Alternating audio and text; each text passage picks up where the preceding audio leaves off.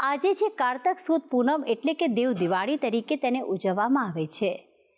દિવાળીના દિવસે આપણે આપણા ઘર આંગણે દીવા કરીને આપણા જીવનને પ્રકાશમય બનાવીએ છીએ, પરંતુ દેવ દિવાળીએ પણ પ્રભુ કૃપા માટે દીપ દર્શનનો મહિમા રહેલો છે। ત્યારે આજે જાણીએ કે આજના દિવસે કેટલા દીવા કરવા અને કયા મંત્રનો કરવો જાપ। જાણકારી આપશે શાસ્ત્રી પ્રફુલ્લભાઈ પંડ્યા। नमः संभवाय च मयो भवाय च नमः शंकराय च मस्कराय च नमः शिवाय च शिवतराय च नमः। जय भगवान मित्रों, हूँ छूँ प्रफुल्लभाई पंड्या। भक्ति संदेश कार्यक्रमनी अंदर आपनु स्वागत है। दर्शक मित्रों, खास करीने आजे छे देव दिवाળી। तो पहला तो तमने बधाने देव दिवाळीनी खूब खूब शुभकामना। दर्शक मित्रों, देव दिवाळीना दिवसे करवामां आवे छे भगवान भोलेनाथनी पूजा। कदाच तमने ख्याल नहीं हो तो कही दूँ कि देव दिवाळीनो पर्व है जेने शास्त्रनी अंदर त्रिपुरोत्सव पर्व तरीके उजववामां आवे छे। तो देव दिवाળી कथा शुं छे? देव दिवाळीना दिवसे केम बधा देवताओ कैलासमां जाय छे? देव दिवाळीना दिवसे आपणे घरेलू उपाय कया करवा जोईए अने एनाथी शुं थाय छे लाभ, संपूर्ण जानकारी आजना कार्यक्रममां हूँ तमने जणाववानो छुं। दर्शक मित्रों, खास करीने कार्तक सुद पूनमना दिवसे उजववामां आवतो जे पर्व छे, उत्सव जे छे, जेने आपणे देव दिवाળી कहेवामां आवे छे। देव दिवाળી, देवताओनी दिवाળી एटले देव दिवाળી। आ महीनो कार्तक महीनो कहेवामां आवे छे, केम के आ महीनामां कार्तक स्वामी मतलब कार्तक स्वामीनो जन्म दिवस, जन्म पण एवं कहेवाय छे के कार्तक महीनामां थयो तो, जेथी आ मासनुं नाम कार्तिक राखवामां आव्युं छे।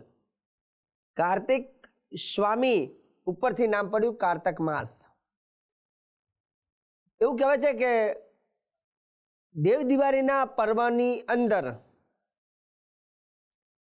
कार्तिक मासनी पूर्णिमाना दिवसे અને એમાં કૃતિકા નક્ષત્રમાં કાર્તિક સ્વામીનો પણ જન્મ બતાવેલો છે। બીજી એક કથા એવી છે દેવ દિવાળીની પર્વની, એવું કહેવાય છે 3 રાક્ષસ હતા જેનું નામ હતું તારકાક્ષ, કમલાક્ષ અને વિદ્રમાલી।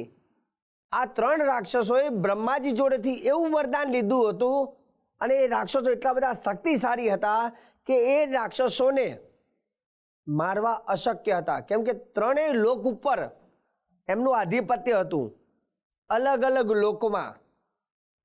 पण एमनु वरदान एवुं हतुं के त्रणेय राक्षसो अलग अलग लोक में रहे अने एक ज साथे आ त्रणेय लोकनी अंदर आ राक्षसोनुं मृत्यु थाय तो ज त्रणेयनुं एक साथे मृत्यु थाय। अने एक ज बाण द्वारा अने एक ज व्यक्ति द्वारा, जे पॉसिबल ज ना होय। एक पाताल में होय, एक स्वर्ग में होय, एक अलग लोक में होय। हवे एक साथे कई रीते त्रणेयनुं मृत्यु थाय। अने आवुं वरदान एवुं लीधा बाद आ राक्षसोए एटलो बधो उत्पात कर्यो के जेना कारणथी त्रणेय लोक में हाहाकार थयो अने कोई व्यक्ति, कोई देव, कोई गंधर्व आ राक्षसोने वध करवा माटे सक्षम न हता। ब्रह्माजीना आ वरदानना लीधे बधा ज देवी देवताओं भगवान पासे जाय छे। राक्षसोथी बहु ज कंटाळ्या छे। विष्णुजी पासे गया, विष्णुजीए पण शिवजीनी पासे लई गया अने शिवजीने कह्युं के हे भोलानाथ, हवे आ देवताओं माटे मोटी मुसीबत छे, मोटी तकलीफ छे अने आ त्रणेय राक्षस तारकाक्ष, कमलाक्ष अने विद्रमाली आनो संहार करो। अने एवुं कहेवाय छे के त्रणेय लोकनी अंदर, त्रिपुर लोक नी अंदर भगवान शिवजी एक ज साथे युद्ध कर्युं छे ने एक ज बाणथी त्रणेय 3 राक्षसोनुं वध कर्युं छे। अने ज्यारे शिवजीनुं द्वारा ज्यारे एक साथे आ ज्यारे वध थयुं अने राक्षसो जे मृत्यु पाम्या ते दिवस एवुं कहेवाय छे के देवताओमां थयो आनंद अने देवताओमां थाई दिवाળી, एटले कहेवाय छे देव दिवाળી। मतलब देवताओने खुशीओ थई अने आ बधा राक्षसोनो मृत्यु पाम्या। અને એ જે દિવસ હતો જેને કારતક સુદ પૂનમ કહેવામાં આવે છે, દેવતાઓએ જે દિવસે આનંદ કર્યો અને ભયનો ત્યાગ કર્યો અને ત્રણેય રાક્ષસો ઉપર વિજય પ્રાપ્ત શિવજીએ કરી, એટલે એક સાથે એક નહીં પણ ત્રણ લોકમાં એક સાથે ઉત્સવ થયો, તે એટલે આ ઉત્સવને ત્રિપુરોત્સવ કહેવામાં આવે છે. એટલે શિવજીને એક નામ શિવજીનું એ પણ પડ્યું જેને ત્રિપુરાંતકાય નમઃ આપણે બોલીએ છીએ. શિવજીને ઘણી વખત આપણે કહીએ જેમ મહારુદ્રાય નમઃ, ઓમ નમઃ શિવાય, શિવાય નમઃ, શંકરાય નમઃ, આપણે અલગ અલગ નામથી શિવજીને બોલાવીએ છીએ. એમ શિવજીનું જ્યારે એક સાથે ત્રણેય લોક ઉપર વિજય પ્રાપ્ત કર્યો, ત્રણેય લોકના અસુરોને સંહાર કર્યો, એટલે શિવજીને ત્રિપુરોત્સવ કહેવાય છે. ત્રણ લોકના અધિષ્ઠાતૃ દેવ જેને ત્રિપુરોત્સવ, એટલે શિવજીને નામ મંત્ર પણ ઓમ ત્રિપુરાંતકાય નમઃ. જે વ્યક્તિ, એવું કહેવાય છે કે દેવ દિવાળીના દિવસે ભગવાન ભોલેનાથની આ ઓમ ત્રિપુરાંતકાય નમઃ મંત્રથી પૂજા કરે છે, તો એવું કહેવાય છે કે ભગવાન ભોલેનાથ અને એની સાથે સમસ્ત દેવી દેવતાઓ તે વ્યક્તિને, તે જીવને આ વરદાન આપે છે અને ત્રણેય લોકોમાં સુખ ભોગવવા માટે એને આશીર્વાદ મળે છે. બીજું તો ઠીક, બાકી આ